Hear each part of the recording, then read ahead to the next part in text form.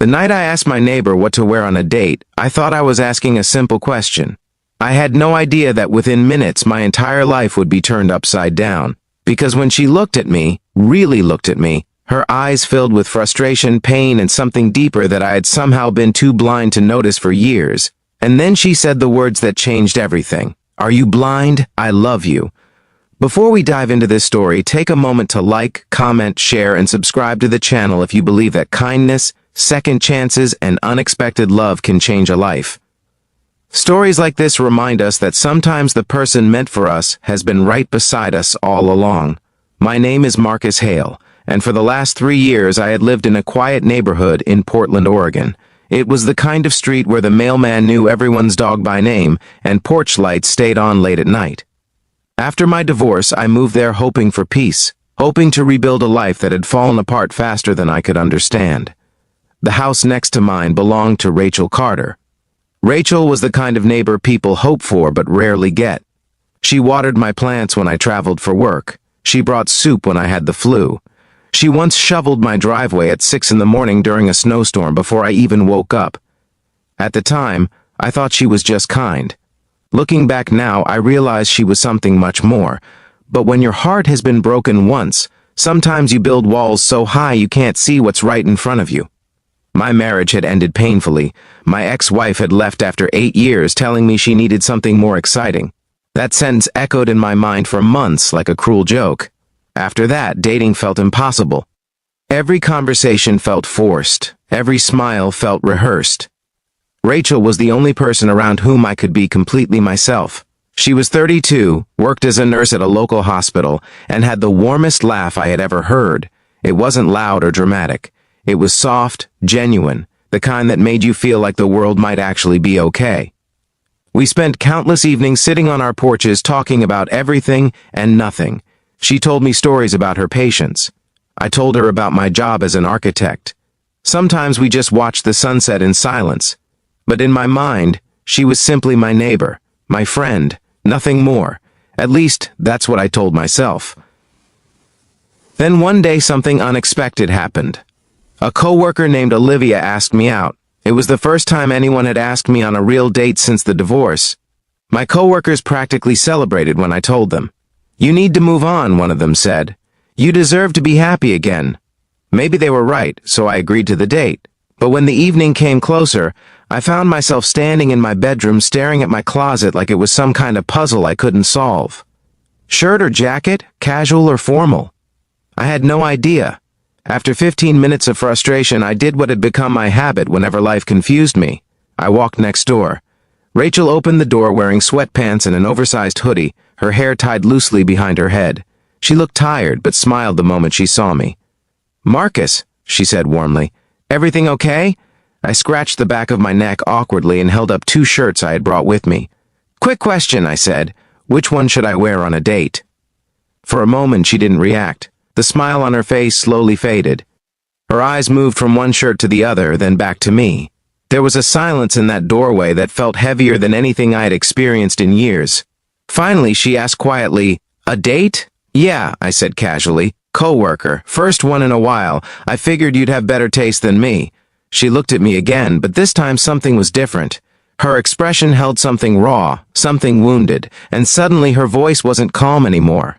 "Marcus, are you serious right now?" I blinked, confused. "Yeah, why?"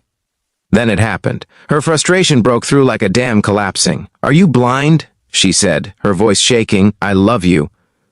The words hit me harder than anything I had heard in years. For a moment, I genuinely thought I had misunderstood. But her eyes told the truth. They were filled with emotion she had clearly been holding back for a long time. "I've loved you for 2 years, she continued quietly, tears forming despite her efforts to hold them back. "I bring you food when you're sick. I check on you every night when your porch light stays on too late. I listen to every story about your day like it matters more than my own." She took a breath, her voice trembling. "And you come over asking what shirt to wear for another woman." In that moment, the world around me felt like it had completely stopped. Memories started rushing through my mind. Rachel bringing me soup when I was sick. Rachel cheering when I finished renovating my living room. Rachel sitting beside me silently the night I admitted how much the divorce had hurt. All those moments I thought were simple kindness. all those moments I never truly saw, because I was too busy protecting my own broken heart. And suddenly I realized something terrifying. The person who had been healing my heart all along was standing right in front of me, and I had almost walked away without ever seeing it. Rachel turned away slightly, wiping her eyes. "I'm sorry," she said softly. "You should go, your date is probably waiting." But my feet wouldn't move. For the first time in years, something inside me finally became clear. It wasn't the coworker who made my life feel warm. It wasn't the idea of moving on, it was Rachel. It had always been Rachel. The late-night conversations, the laughter on quiet evenings, the comfort of knowing someone truly cared whether I came home safe.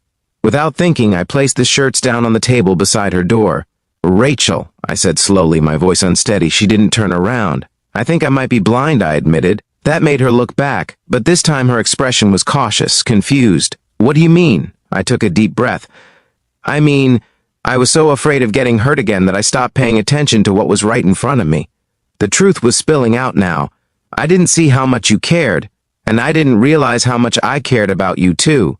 Her eyes widened slightly, not with certainty, but with fragile hope. "Marcus," she whispered. "I canceled the date," I said. Her eyebrows lifted. "You did?" "I just texted her," I explained, holding up my phone. "Because if I went tonight, I'd spend the whole time thinking about the person I actually want to be with." Rachel stared at me like she was trying to decide whether this moment was real or a dream.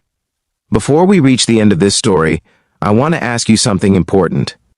If this moment touched your heart even a little, please take a second to like the video, share it with someone who believes in love, and subscribe for more stories that remind us how powerful human connection can be. But before the ending, I have one special request.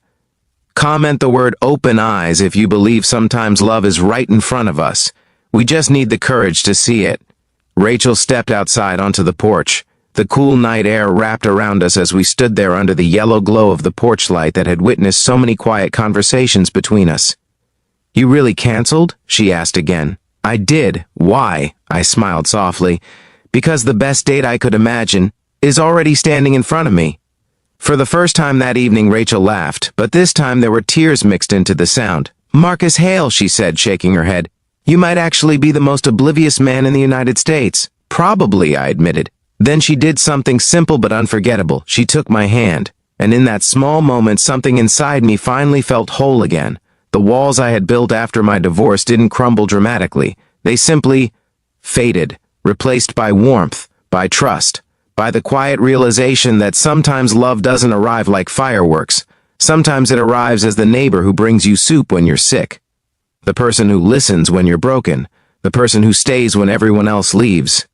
Rachel had been that person all along, and the night I asked her what to wear on a date, I finally saw her, not just as my neighbor, not just as my friend, but as the woman who had quietly loved me long enough to heal a heart I thought would never beat the same again. And if this story reminded you that love can exist in the quietest corners of life, please like, comment, and share this video.